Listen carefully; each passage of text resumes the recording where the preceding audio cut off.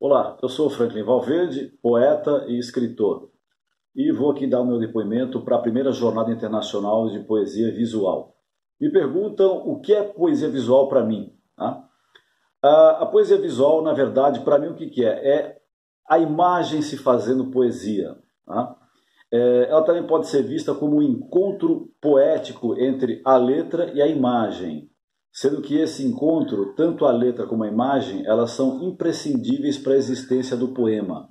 A retirada ou da letra ou da imagem acaba destruindo o poema acaba não existindo como tal, como uma poesia visual ou como um poema visual.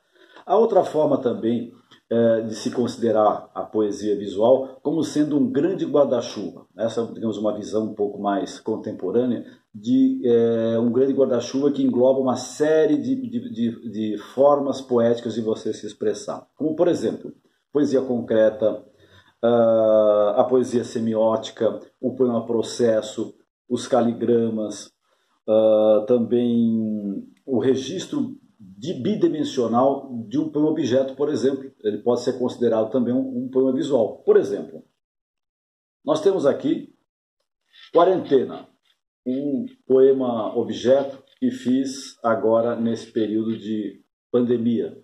Se nós olharmos a reprodução bidimensional do poema objeto, a gente pode considerá-lo como sendo um poema visual também. Tá? Então, digamos, essas são algumas das concepções do que é o poema visual, do que é a poesia visual para mim. Sobre as minhas influências, tá? Dentro dessa praia, né, da experimentação, da visualidade, eu posso dizer que minha primeira grande influência foi Ernesto Manuel de Melo e Castro, poeta português. Isso há uns 40 anos atrás, quando eu estava numa aula de jornalismo, um professor que falava sobre semiótica, sobre estética, fez uma análise de um poema do Melo e Castro, Objectotem. O Objectotem, para mim, foi um momento epifânico, porque a partir da explicação dele, da leitura que ele fez desse poema, abriu um novo mundo dentro da visualidade, dentro da experimentação poética que eu nem imaginava existir. E a partir daí, o que eu fiz? Eu mergulhei dentro da poesia concreta e fiz, literalmente, deste livro aqui, Teoria da Poesia Concreta, tá? O meu livro de cabeceira. Tá? Eu li inúmeras vezes esse livro, não lembro quantas vezes já li e reli essa obra. E, claro, junto com essa obra aqui, veio, digamos, a grande influência que eu tive dentro da minha poesia, da minha produção poética, que foi a obra e os conceitos dentro deste livro formulados pelo Augusto de Campos, pelo Décio Pinhatari e pelo Haroldo de Campos. Tá? Eles tiveram uma importância fundamental na maneira como eu faço poesia hoje. Tá? Entre outras influências que são importantes eu destacar, já um pouco depois desta fase, mas é importante destacar o uruguaio Clemente Padin. Né?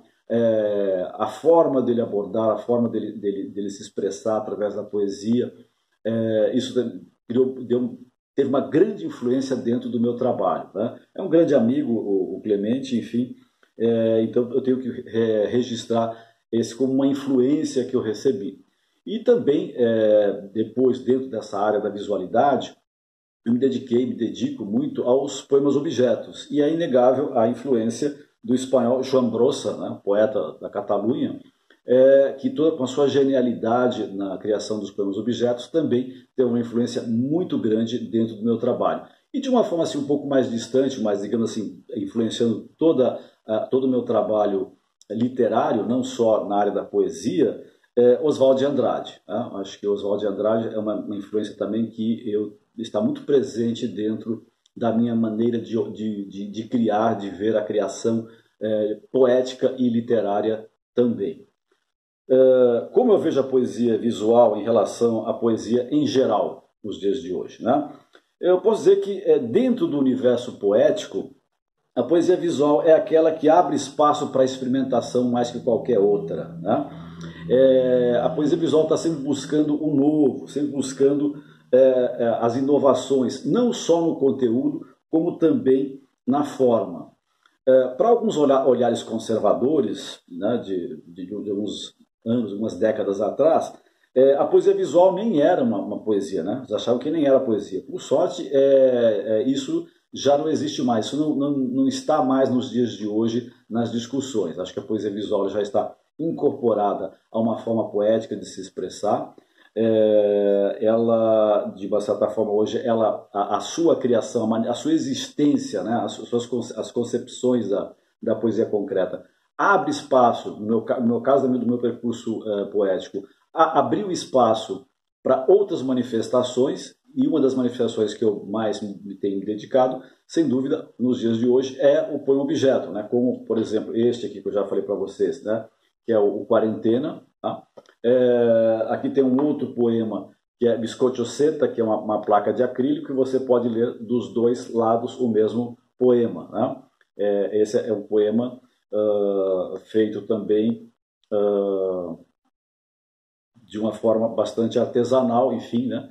Acho que os poemas objeto, eles abrem essa perspectiva, né, de você trabalhar o design e a função poética de uma forma artesanal, né, procurando a fusão dessas duas maneiras de expressão artística, né, de expressão estética, melhor dizendo, né, configurando no poema objeto. E aqui tem um outro poema, que é o Gambiarra Totem, que é nada mais nada menos do que uma versão, digamos, bem-humorada do Objeto Totem do Mélio Castro. De uma certa forma, é uma releitura bem-humorada desse poema do Mélio Castro. Tá? Enfim, acho que de uma certa maneira, acho que a poesia visual em relação à poesia de hoje, ela está se colocando, né? E assim, de uma forma que não deixa nada a dever à poesia discursiva. Né? Eu acho que elas convivem hoje muito bem.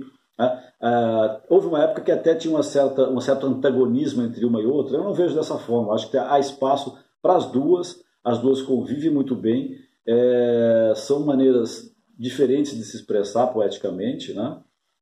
Inclusive isso depois derivou para a videopoesia, enfim, uma série de outras expressões poéticas, né? Que estão de acordo, acho, com o mundo que nós vivemos, né?